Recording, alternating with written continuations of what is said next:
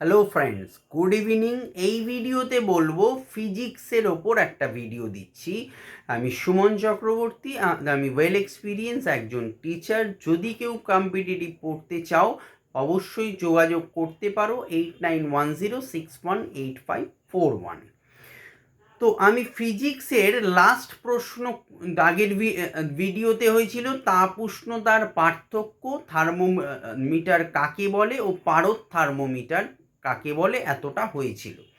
আজকের বেশ কয়েকটা প্রশ্ন নিয়ে আজকের ভিডিওতে ফিজিক্সের এলাম। ফিজিক্স একটা very important subject for all competitive preparation, because তার কারণ হলো ফিজিক্স, কেমিস্ট্রি, বায়োলজি তিনটে পার্টি যেমন ডাব্লিউবিসিএসে আছে তেমনি যে কোনো পিএসসির কম্পিটিটিভেও কিন্তু তিনটে পার্ট স্পেসিফিক মেনশন করা আছে, ম্যাথস তো আছে।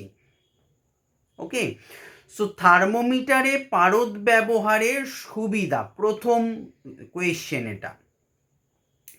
তো থার্মোমিটারে পারদ ব্যবহার করা হয় কেন?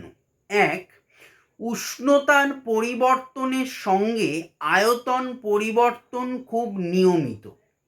দুই, পরীক্ষাধীন বস্তু থেকে পারদ খুব কম তাপ গ্রহণ করে বলে পরীক্ষাধীন বস্তু থেকে খুব কম পরীক্ষাধীন বস্তু থেকে পারদ খুব কম তাপ গ্রহণ করে বলে বস্তুর সঠিক উষ্ণতা নির্দেশ করতে পারে।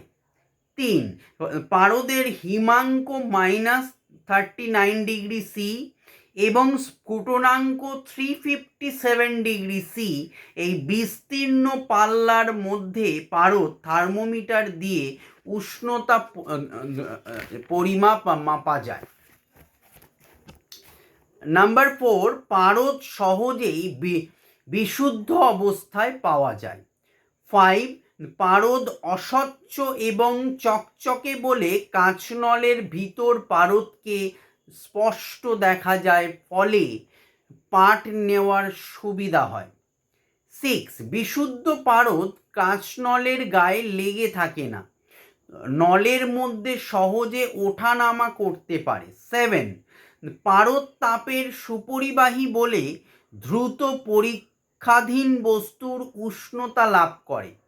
8, একই পরিমাণ উষ্ণতা বৃদ্ধিতে পারদের আয়তন প্রসারণ অন্যান্য তরলের চেয়ে বেশি, ফলে পারদ থার্মোমিটার দিয়ে সূক্ষ্মভাবে উষ্ণতা মাপা হয়। সো এবারে আসবো পরের প্রশ্নে। নাম্বার 2, থার্মোমিটারের স্থিরাঙ্ক কাকে বলে? তো কোনো থার্মোমিটারের স্কেল তৈরির জন্য যে দুটি নির্দিষ্ট উষ্ণতা ব্যবহার করা হয় সেই দুটি নির্দিষ্ট উষ্ণতাকে থার্মোমিটারের স্থিরাঙ্ক বলে। কোয়েশ্চেন 3, নিম্ন স্থিরাঙ্ক কাকে বলে? না, প্রমাণ বায়ুমণ্ডলীয় চাপে যে নির্দিষ্ট উষ্ণতায় বিশুদ্ধ বরফ গলে জলে পরিণত হয় বা বিশুদ্ধ জল জমে বরফে পরিণত হয় সেই উষ্ণতাকে নিম্ন স্থিরাঙ্ক বলে। নেক্সট কোয়েশ্চেন, ঊর্ধ্ব স্থিরাঙ্ক। প্রমাণ বায়ুমণ্ডলের চাপে যে উষ্ণতায় বিশুদ্ধ জল ফুটে বাষ্পে পরিণত হয় সেই উষ্ণতাকে ঊর্ধ্ব স্থিরাঙ্ক বলে।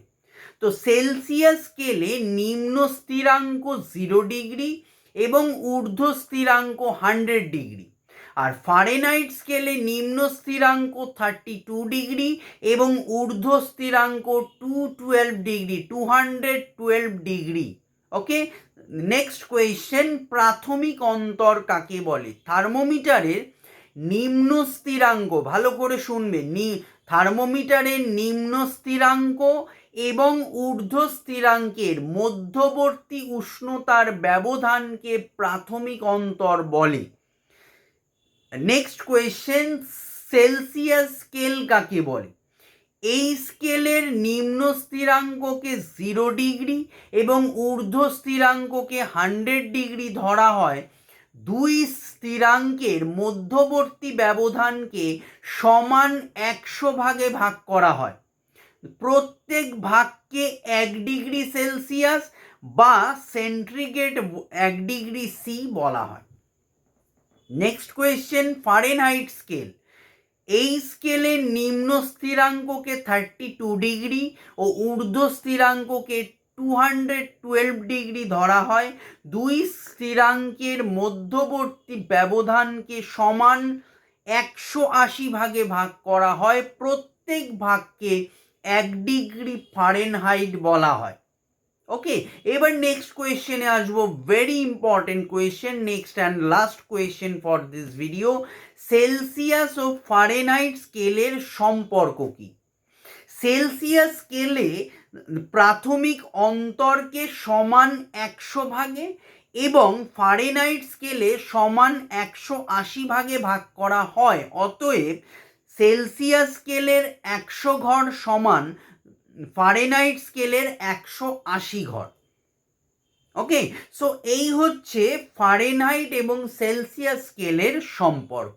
সো আজকের ভিডিও এতটাই হলো। নেক্সট ভিডিওতে নতুন টপিক নিয়ে আবার আসবো। Thank you, good night.